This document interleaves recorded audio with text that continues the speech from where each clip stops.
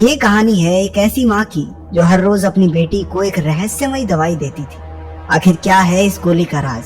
Film की शुरुआत होती है एक हॉस्पिटल की ऑपरेशन थिएटर से, जहाँ कुछ डॉक्टर्स समय से पहले जन्मे एक नवजात शिशु को बचाने की कोशिश में जुटे थे। कुछ देर बाद बच्चे की माँ डायन शर्मन को बच्चे की हालत देखने के लिए बुलाया जाता है। वो ये जानना चाहती थी कि क्या उसका बच्चा ठीक हो जाएगा। सीन बदलता है और हम देखते हैं क्लोई नाम की एक लड़की को। उसे अस्थमा, डायबिटीज, पैरालिसिस के साथ साथ 5 और तरह की गंभीर बीमारियां थी। घर पर कई सारी दवाइयां लेना और रेगुलरली अपने ब्लड शुगर लेवल को चेक करना उसके रोजमर्रा के कामों में आता था। क्लोई एक बहुत ही होशियार लड़की है जो अपने शहर की जानी मानी यूनिवर्सिटी से आगे की पढ़ाई करना चाहती है। उसने यूनिवर्सिटी में दाखिले के लिए फॉर्म भी भर दिया था। जब भी घर पर कोई लेटर आता वो बहुत उत्सुक हो जाती, ये सोचकर कि शायद वो यूनिवर्सिटी की तरफ से होगा। लेकिन अफसोस, यूनिवर्सिटी से कोई लेटर आया ही नहीं। क्लोई एक बहुत ही जिज्ञासु लड़की है जिसे नए नए एक्सपेरिमेंट्स करना बहुत अच्छा लगता है। वो इंटरनेट से सीख कर घर पर अजीबोगरीब चीजें बनाती रहती है। एक दिन जब वो पढ़ रही थी तो उसे एक गाड़ी की आवाज सुनाई दी। उसे लगा कि ये सामान पहुंचाने वाली गाड़ी है, लेकिन जब उसने बाहर झांक कर देखा तो पता चला कि उसकी माँ बाजार से कुछ सामान लेकर घर वापस लौटी थी। उसकी माँ फोन पर किसी से बात कर रही थी। इस दौरान उसने डब्बे में झांक कर देखा और उसमें से कुछ चॉकलेट्स निकाल ली। वहाँ पर उसकी नजरें एक हरे रंग की दवाई की शीशी पर पड़ी जिस पर डायन शर्मन यानी कि उसकी माँ का नाम लिखा था। लेकिन उसके हिसाब से तो उसकी माँ को कोई बीमारी नहीं थी। तो आखिर ये दवाई है किस चीज की? रात को क्लोई की माँ सोने से पहले उसे कुछ दवाइयाँ देती है। क्लोई तुरंत पहचान गई कि उन दवाइयों में एक हरा कैप्सूल भी था जो उसने पहले देखा था। उसने इस बारे में अपनी माँ से पूछा, लेकिन वो कहती है कि ये असल में क्लोई की ही दवा है और शीशी पर दुकान वाले दवाई खरीदने वाले का नाम लिखते हैं। क्लोई उसकी माँ के इस जवाब से पूरी तरह संतुष्ट नहीं थी, लेकिन अपनी माँ पर भरोसा करते हुए उसने अपनी दवाई ली और सीधा सोने चली। अगले दिन जिज्ञासा से भरकर उसने दवाइयों के डब्बे से वो शीशी निकाली और देखा कि दवाई का नाम ट्राइगॉक्सिन था। लेकिन उसे ये बात बड़ी अजीब सी लगी कि उस दवाई की शीशी पर अब उसका नाम लिखा था। लेकिन जब उसने वो स्टिकर उतारा तो पीछे डायन शर्मन का ही नाम था। उस रात सोने से पहले क्लोई को वही सारी दवाइयाँ फिर से दी गई, लेकिन इस बार क्लोई ने वो हरी गोली निगली नहीं और बाहर निकालकर जांच के लिए अपने पास रख ली। उसकी माँ के सोने के बाद क्लोई जल्दी से नीचे गई और अपने कंप्यूटर में ट्राइगॉक्सिन के बारे में जानकारी ढूंढने लगी। हालांकि उसे कुछ पता नहीं लग पाया क्योंकि इंटरनेट में कुछ प्रॉब्लम थी। कंप्यूटर चलाते वक्त उसे ये एहसास नहीं हुआ कि कोई कमरे के कोने से उसे देख रहा था। जब उसके पास कोई और तरीका नहीं बचता तो क्लोई अनजान लोगों को फोन करके उन्हें कहती है कि इंटरनेट से देखकर उसे ट्राइगॉक्सिन के बारे में बताएं। पता चलता है कि ट्राइगॉक्सिन दिल की दवाई है, लेकिन अजीब बात ये थी कि ट्राइगॉक्सिन असल में एक लाल कैप्सूल है। उसे शक हो गया कि उसकी माँ उससे कुछ तो छुपा रही है। क्लोई के मन में अब भी बहुत सारे सवाल थे। घर से बाहर निकलने के लिए उसने अपनी माँ से फिल्म देखने के बारे में पूछा। जब वो सिनेमा हॉल में थे तो क्लोई ने डायन से पूछा कि उसे टॉयलेट जाना है। वो थिएटर से निकलकर पास की दवाइयों की दुकान पर पहुंची। वो केमिस्ट से अपनी माँ द्वारा दी गई हरी दवाई के बारे में पूछती है। वो जानना चाहती थी कि आखिर ये दवाई है किस लिए। केमिस्ट ने जब वो कैप्सूल देखा तो कुछ समझ नहीं पाई, क्योंकि वो दवाई असल में ट्राइगॉक्सिन थी ही नहीं, बल्कि वो राइडोकेन नाम की एक दवाई थी जो आमतौर पर कुत्तों के लिए इस्तेमाल की जाती है। ये सुनकर क्लोई हैरान रह गई। उसने केमिस्ट से पूछा कि अगर इंसान ये दवाई लेंगे तो क्या होगा। केमिस्ट ने जवाब दिया कि अगर कोई इंसान ये दवाई लेगा तो वो आधे या पूरे शरीर से पैरालाइज हो सकता है। डायन क्लोई को ढूंढते हुए भागती हुई उस स्टोर में आई और बेहोशी की दवा का एक इंजेक्शन क्लोई की टांग में लगा दिया। उसकी माँ उसे घर वापस ले आई। उसने क्लोई को कमरे में बंद कर दिया और खुद बाहर निकल गई एक नई लकवे की दवाई लेने जो वो काफी समय से इंटरनेट पर ढूंढ रही थी। क्लोई ने उठने पर महसूस किया कि उसकी माँ ने उसे कमरे में बंद कर दिया था। क्लोई ने दरवाजे का ताला खोलने की कोशिश की, लेकिन उसकी माँ ने इस सब का अंदाजा पहले ही लगा लिया था और वो दरवाजे को एक लकड़ी से इस तरह बंद करके गई थी कि अगर वो लॉक खोल भी ले तो दरवाजा नहीं खुलेगा। पर क्लोई ने भी हार नहीं मानी। उसे साइंस का इस्तेमाल करके शीशे को तोड़ना आता था। वो अपने साथ एक कंबल, सोडर और मुंह में पानी लेकर निकल पड़ी।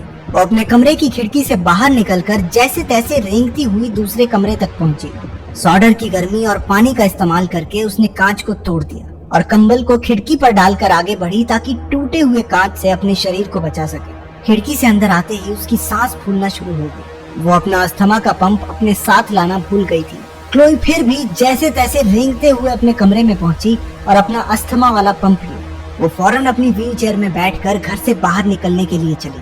लेकिन उसकी माँ ने लिफ्ट को भी तोड़ दिया था। उसने बड़ी मुश्किल से अपनी व्हीलचेयर को नीचे गिरा दिया और सीढ़ियों पर रेंग कर जाना शुरू किया, लेकिन अचानक वो फिसल कर सीढ़ियों से लुढ़क गई।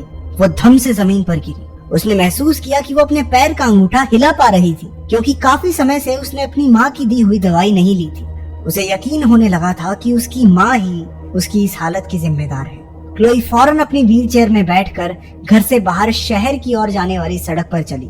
तभी उसे एक गाड़ी के आने की आवाज सुनाई देती है। क्लोई को डर था कि ये उसकी माँ की गाड़ी होगी, इसलिए वो तुरंत झाड़ियों के पीछे छुप गई। पता चला कि वो गाड़ी डाकिया की थी, जो उनके घर एक चिट्ठी देने आया था। क्लोई अचानक से सड़क पर आई, जहाँ उसकी गाड़ी से टक्कर होते होते बची। पोस्टमैन भागकर गाड़ी से बाहर आया और उसने क्लोई से पूछा कि वो ठीक तो है। क्लोई ने सिर्फ इतना कहा कि मेरी मदद करो। जब डाकिया उसकी मदद कर रहा था, तब अचानक से उसकी माँ की गाड़ी उनके पास से गुजरी और उसने उन्हें देख लिया। डायन तुरंत पोस्टमैन के पास जाकर पूछने लगी कि क्लोई को क्या हुआ। वो अपनी बेटी को घर वापस ले जाना चाहती थी, लेकिन डाकिया उसे रोक देता है। वो कहता है कि क्लोई घर नहीं, पुलिस स्टेशन जाना चाहती है। डायन उसे धमकी देती है कि वो क्लोई का अपहरण करने के जुर्म में उसे पुलिस के हवाले कर देगी, लेकिन वहाँ पर फोन का सिग्नल ही नहीं था, तो डायन की सारी कोशिशें बेकार हो गई। वो ना चाहते हुए भी पोस्टमैन को क्लोई को अपने साथ ले जाने देती है, लेकिन इस शर्त पर कि वो भी साथ चलेगी। जब वो क्लोई को गाड़ी में बैठा रहा था, तो डायन ने पीछे से आकर उसकी गर्दन में बेहोशी का इंजेक्शन घोंप दिया। उसने क्लोई के साथ भी यही किया।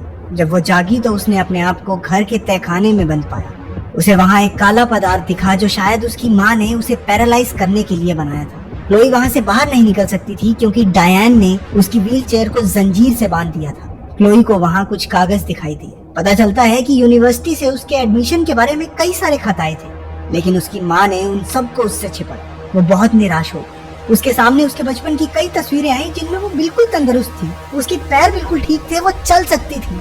इससे भी ज्यादा चौंका देने वाला कागज उसके हाथ लगा, जिसमें एक बच्ची के मरने की जानकारी थी। बच्ची का नाम क्लोई था, जिसकी मौत जन्म के 2 घंटे बाद ही हो गई। वहाँ एक अखबार भी था, जिसमें क्लोई की मौत के दिन ही उस अस्पताल से किसी बच्चे को चुराने की खबर लिखी थी। ये पढ़कर क्लोई को बहुत बड़ा झटका लगा। वो समझ गई थी कि वो डायन की असली बेटी नहीं है, वो बच्ची है जिसे डायन ने उसके माँ बाप से चुरा लिया था। फिर दिखाया जाता है कि डायन के बच्चे को डॉक्टर्स बचा नहीं पाए थे, और इस वजह से डायन इतनी परेशान हो गई कि उसने अस्पताल से किसी और का बच्चा चुरा लिया। क्लोई ये सब पढ़ ही रही थी कि डायन तहखाने में आ गई।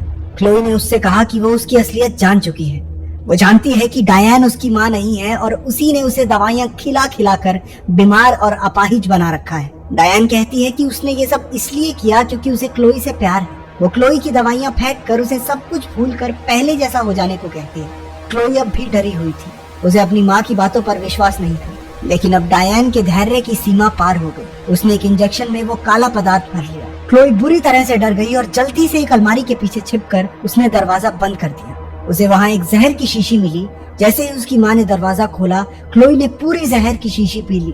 डायन अपनी बेटी को मरता देख जोर जोर से रोने लगी। क्लोई को तुरंत अस्पताल ले जाया गया। डॉक्टर्स बड़ी मुश्किल से उसे बचाने में कामयाब रहे, लेकिन अभी कुछ समय तक उसे हिलने जुलने और बात करने में काफी मुश्किल होने वाली थी। क्लोई ने अपनी माँ को कमरे की खिड़की से उसकी तरफ घूरते हुए देखा। वो तुरंत नर्स को हेल्प बटन दबाकर अपनी मदद के लिए बुलाती है। वो कुछ बोल नहीं पा रही थी, इसलिए उसने नर्स को आंख से इशारा किया। नर्स ने उसे एक कागज और क्रायन दिया ताकि वो लिख कर अपनी बात बता सके। जब क्लोई कुछ लिख रही थी, तभी अचानक से इमरजेंसी अलार्म बजने लगा।